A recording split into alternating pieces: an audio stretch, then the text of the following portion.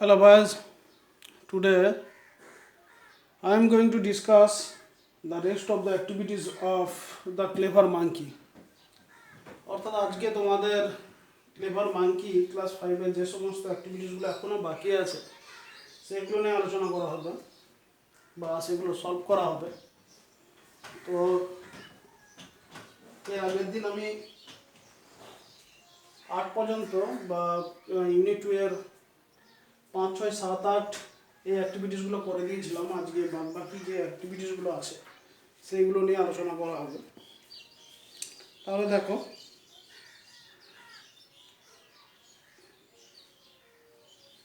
Activity 5, 6, 7, 4, 5, 6, 7 এগুলো হয়ে গিয়েছিলো আগে। আজকে অ্যাক্টিভিটি 8 থেকে বাকি যে সমস্ত অ্যাক্টিভিটিসগুলো আছে এগুলো করে দেওয়া হবে। আর একটা অ্যাক্টিভিটি 8 দিয়েছে কি দেখো, replace the underline words with their opposites from the box. অর্থাৎ কতগুলো ওয়ার্ডস দেয়া আছে আর তাদের বিপরীত শব্দগুলো নিচে বাক্সতে দেয়া আছে। যে ওয়ার্ডের আন্ডারলাইন দেওয়া আছে সেগুলো তার বিপরীত শব্দ দ্বারা যেগুলো বক্সে আছে সেইগুলো দিয়ে কি করতে হবে, রিপ্লেস মানে স্থানান্তরিত করতে হবে, পরিবর্তন করতে হবে। তাহলে দেখো অ্যাক্টিভিটি 8 এটাই করবো, উত্তরটাই লিখছি শুধু, বা একটা আমি কোশ্চেন করে দেখিয়ে দিচ্ছি। অ্যাক্টিভিটি 8 এ 8 লিখছি আর অ্যাক্টিভিটি 8 লিখছি না, এ 8। প্রথমে আছে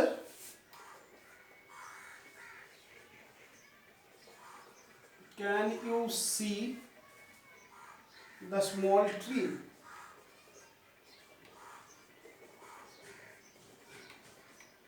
এই স্মলের তলায় দাগ দেওয়া আছে, ঠিক আছে, এবং নিচে যেটা আছে হেল্প বক্সে যেটা আছে সেটা পরিবর্তন করতে হবে। Heavy, sweet, always, straight, difficult, huge. Small মানে ছোট আর এটা হবে হিউজ, ঠিক আছে। স্মল এর পরিবর্তন হবে হিউজ।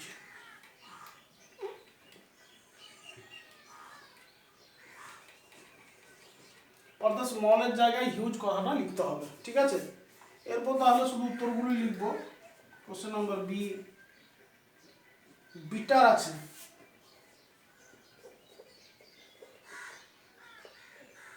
বিটার মানে তেতো। বিটার কথার অর্থ কি? বিটার কথার অর্থ হলো তেতো। এটা হবে সুইট। সুইট মানে মিষ্টি। কোশ্চেন নাম্বার সি আছে ইজি। ইজি মানে সহজ, আর ডিফিকাল্ট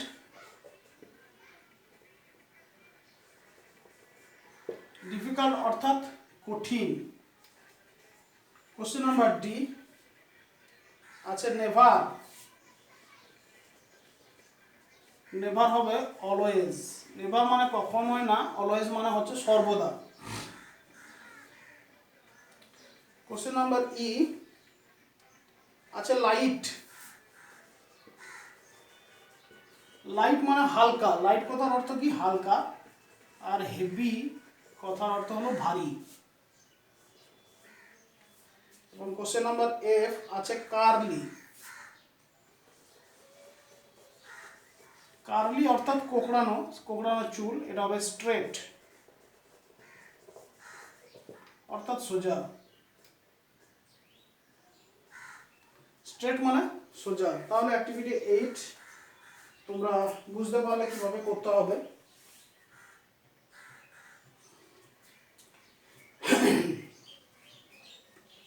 ওকে, এরপর অ্যাক্টিভিটি 8 এর নিচে একটা কনভারসেশন আছে, ডায়লগ আছে, যেটা তোমরা নিজেরাই লিখবে। লেখা আছে কি আমি একটু বলে দিই।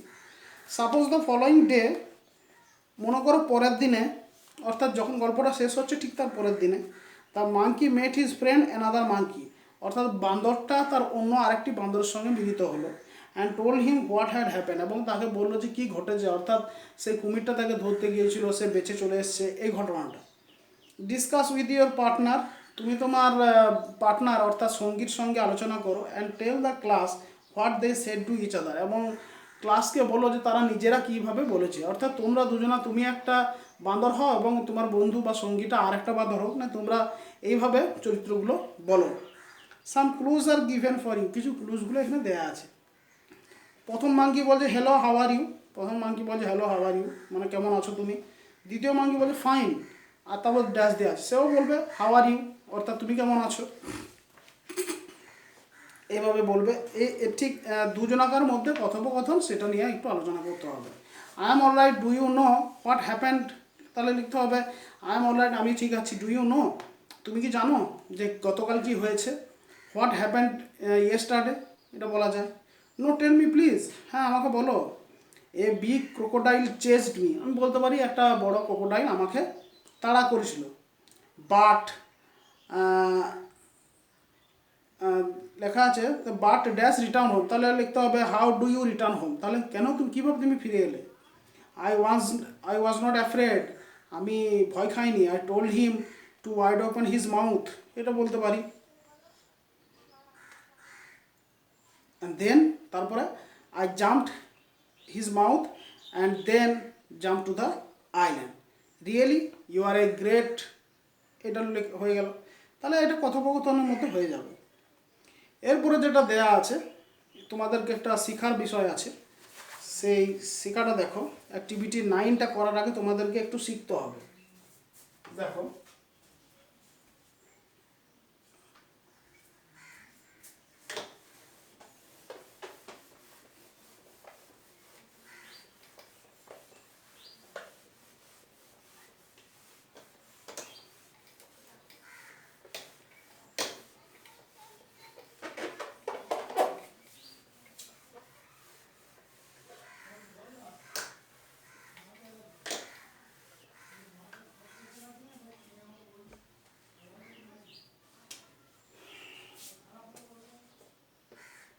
অ্যাক্টিভিটি 9 কি আছে, কি লেখা আছে, তোমাদেরকে যেটা শিখতে হবে সেটা হচ্ছে কন্ট্রাক্টেড ফর্ম, বা যেটাকে বলা হয় শর্ট ফর্ম। কন্ট্রাক্টেড ফর্ম মানে কি ছোট অংশ, ছোট করে দেওয়া। যেমন কি লেখা আছে দেখো, লেখা আছে ওয়াজন্ট মিন্স ওয়াজ নট। এই যে ওয়াজ নট এটা লিখলাম, ঠিক আছে। এটাকে লেখা যায় কিভাবে, লেখা যায় ওয়াজ এন, এই ওটাকে আমি উঠবো, এই ওটাকে উঠবো, তার জন্য একটা অ্যাপোস্ট্রফি এবং তারপরে টি। ওকে, অর্থাৎ এই যে ওয়াজ নট কথাটা লিখলাম তার মানে হচ্ছে ওয়াজেন্ট। কিভাবে করলাম, প্রথমে ওয়াজ লিখলাম, তারপরে এনটাকে নিলাম, আর এই ওটাকে যেহেতু আমি উঠবো, ও এর জায়গায় একটা অ্যাপোস্ট্রফি দিলাম। ওকে, অ্যাপোস্ট্রফি দিয়ে দেওয়ার পরে টিটা লিখলাম, অর্থাৎ এইটা ওয়াজ নট কথার অর্থ কি, ওয়াজেন্ট কথার অর্থ কি, ওয়াজ নট। ওকে, ঠিক একই রকম ভাবে ধরো লেখা আছে ডিডেন্ট, ডিড নট লেখা আছে, ঠিক আছে। এটা কিভাবে ছোট করা যায়, এটা ছোট করা যায়, প্রথমে লিখলাম ডিড, তারপরে এন অ্যাপোস্ট্রফি টি, ডিডেন্ট, অর্থাৎ এই ওটাকে আমি উঠালাম অ্যাপোস্ট্রফি দিয়ে। এই যে এইখানে এই জায়গাটাকে আমি ছোট করে দিলাম, এটাকে বলা হচ্ছে কন্ট্রাক্টেড ফর্ম বা শর্ট ফর্ম, ঠিক আছে। ঠিক একই রকম ভাবে যেমন ইউ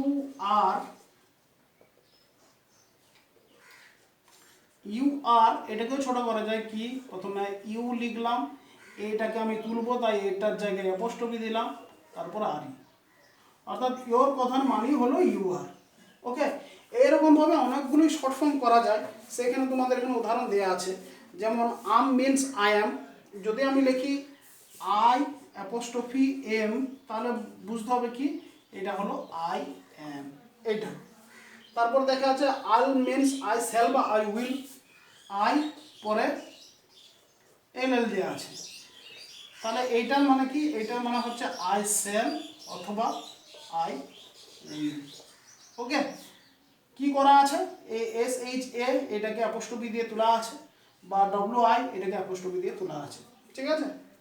এইভাবেই আছে there means there, don't means do not, wouldn't means would not, he's means he is বা হি হ্যাজ। আর একটা জিনিস বলে দিই, লেখা আছে হি অ্যাপোস্ট্রফি এস, এইটার মানে দুটো হয়, এটার মানে কীরকম দুটো হয়, এটা হয় হি হ্যাজ অথবা হি ইজ দুটোই কি করা যায়, এই আইটাকে যদি আমি তুলবো বলি, যেমন হি ইজ লেখা আছে সমান এই আইটাকে তুলছি হি ইজ, আবার হ্যাজটাকে তোলা যায়, এইচটাকে তোলা যায়, এভাবেই তোলা যায়, এগুলোকে বলা হয় কন্ট্রাক্টেড ফর্ম। তাহলে তোমাদের যেটা দেয়া আছে অ্যাক্টিভিটি 9, কন্ট্রাক্টেড ফর্মগুলো দেয়া আছে, কন্ট্রাক্টেড ফর্ম শর্ট ফর্মগুলো দেওয়া আছে, সেগুলো ফুল ফর্মগুলো তোমাদেরকে লিখতে হবে।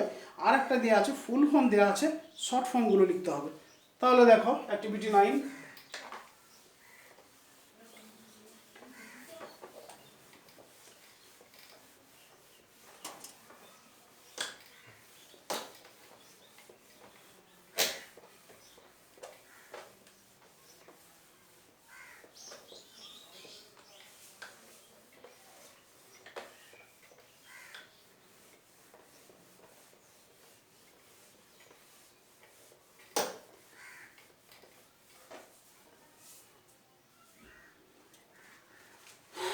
প্রথমে গুলো শর্ট ফর্মগুলো করবো, ফুল ফর্ম,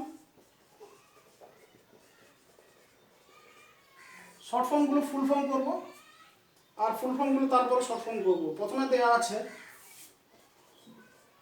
উই অ্যাপোস্ট্রফি এল এল, অর্থাৎ এটার মানে হলো উই শ্যাল অথবা উইল। ওকে, আই এম, আম লেখা আছে, এটা কথার অর্থ হলো আই এম। সিজ, এটার কথা হলো সি ইজ অথবা সি হ্যাজ।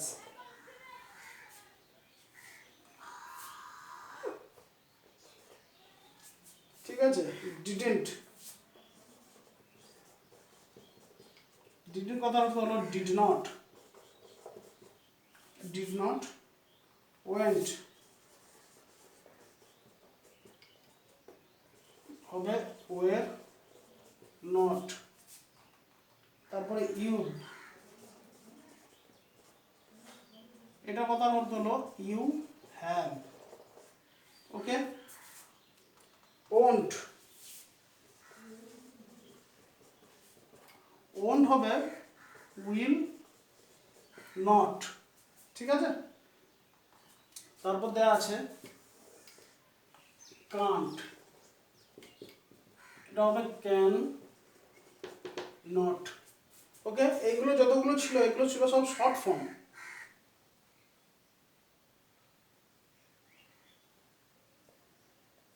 এগুলো ম্যাচিং করা ছিল, শর্ট ফর্ম আর ফুল ফর্মে ম্যাচিং করা ছিল, আমি শর্ট ফর্ম এবং ফুল ফর্মগুলো পাশাপাশি লিখে দিলাম।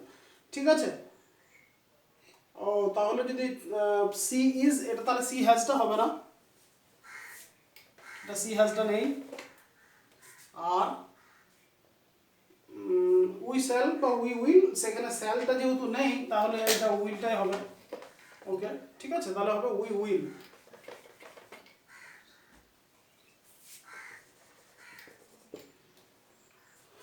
তাহলে অ্যাক্টিভিটি 9টা তোমাদের এখানে ক্লিয়ার হলো। দেখো তারপর অ্যাক্টিভিটি 10, অ্যাক্টিভিটি 10 এখানে প্রিপোজিশন দেওয়া আছে, অর্থাৎ একটা প্যাসেজ দেওয়া আছে, সেখান থেকে প্রিপোজিশনগুলো লিখে বার করতে হবে। এটা একটা স্ক্রিনশট নিয়ে নাও।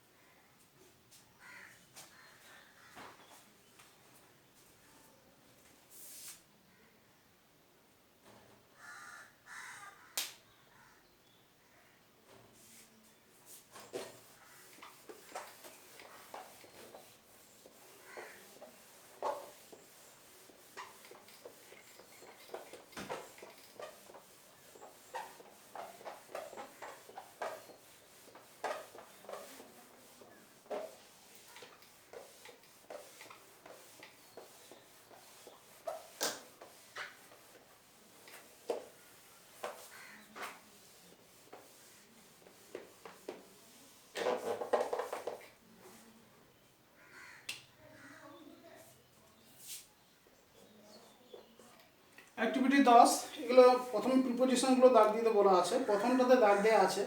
দ্বিতীয় থেকে আমি পড়ছি, all the characters living in the tree started to request the farmer, তাহলে প্রথমে হবে ইন, তারপর হবে টু, দ্বিতীয় লাইন থেকে বলছি in the tree started to request the farmer not to হবে, তারপরে not to cut down the tree but the farmer didn't listen to them, আবার টু হবে he was in a hurry to finish off his work, in a hurry to finish off। ঠিক আছে, তাহলে এইগুলো প্রিপোজিশনগুলো দেওয়া আছে, তোমরাও এটা করতে পারতে যে প্রিপোজিশনগুলো কোনগুলো। অ্যাক্টিভিটি 11 বক্সে প্রিপোজিশনগুলো দেওয়া আছে আর কোশ্চেন দেওয়া আছে, সেই কোশ্চেনগুলোতে শূন্যস্থান দেওয়া আছে, সেখানে প্রিপোজিশনগুলো লিখতে হবে। The boy is looking dash me লেখা আছে, প্রথমে লেখা আছে দেখো the boy is looking dash me, তাহলে এটা কি হবে লুকিং অ্যাট মি হবে। ওকে, ছেলেটি আমার দিকে তাকিয়ে আছে। Question number B, question number B শুধু উত্তরগুলো লিখছি। Give this letter to your class teacher. Question number C, put the duster on the table, টেবিলের উপরে রাখো। Question number D, fish lives in water. E, put off the light. Put off মানে হচ্ছে নিভিয়ে দাও, লাইটটা নিভিয়ে দাও। আর এফ আছে I go to school every day, এটা টু হবে, এটা তোমরাও বলতে পারতে। ঠিক আছে, I go to school every day. ঠিক আছে,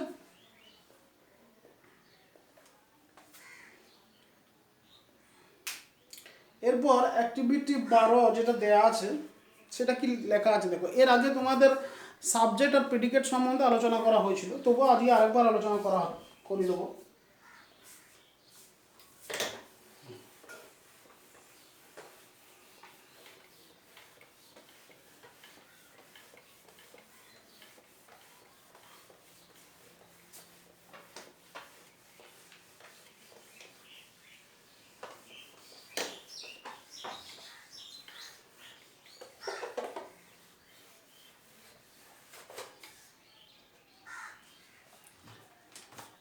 we already know that a sentence are two parts, আমরা এমনিতেই জানি যে একটা সেন্টেন্সের দুটো ভাগ আছে, সাবজেক্ট অ্যান্ড প্রেডিকেট, একটা হলো উদ্দেশ্য এবং একটা বিধেয়। Here are two sentences from the text, এখানে টেক্সট থেকে দুটো সেন্টেন্স নেওয়া হয়েছে। In this sentence the subject appears right at the beginning, প্রথম দুটো সাবজেক্টটা প্রথমে শুরু হয়েছে, যেমন the monkey landed on the rock, যেমন মাঙ্কি পাথরের উপর দাঁড়ালো। The crocodile swam to the rock, here the monkey and the crocodile are subject words. Now read this sentence, এখন এই সেন্টেন্সগুলো পড়ো।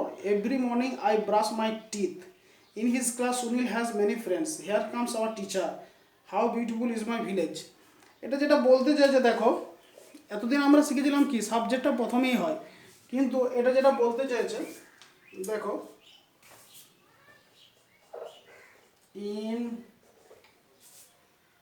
in his class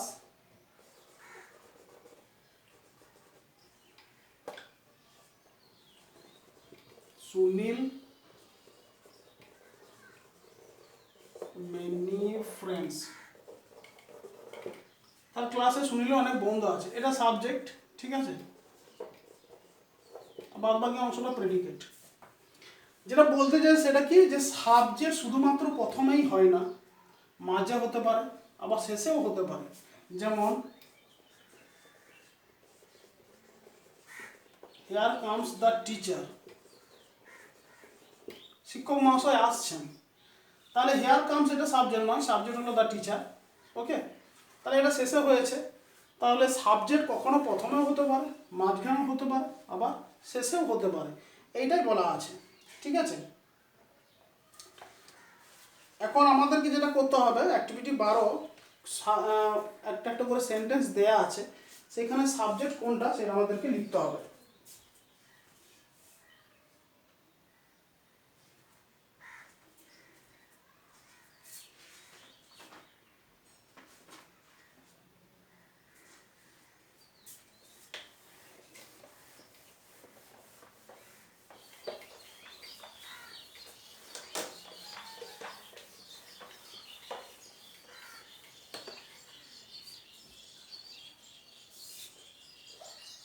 বারো, দেখো প্রথমটা দেওয়া আছে days pass by, the rock never talk to the monkey.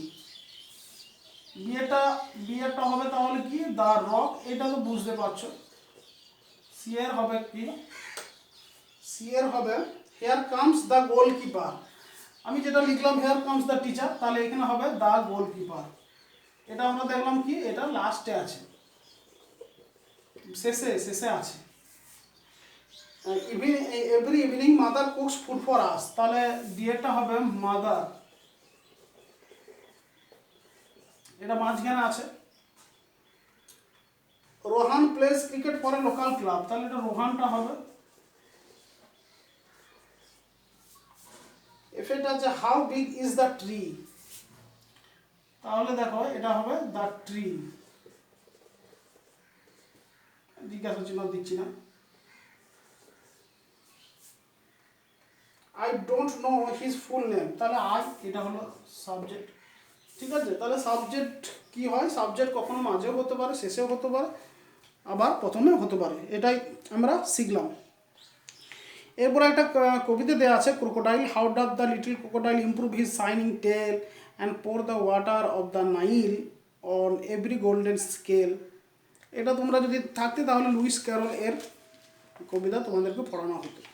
R activity 13, এটা রাইটিং আছে, তো রাইটিং যখন করানো হবে তখন তোমাদের এটা করানো হবে। ওকে, তাহলে তোমাদের দ্য ক্লেভার মাঙ্কি যে সমস্ত অ্যাক্টিভিটিসগুলো ছিল সেটা আজ সম্পূর্ণ হলো।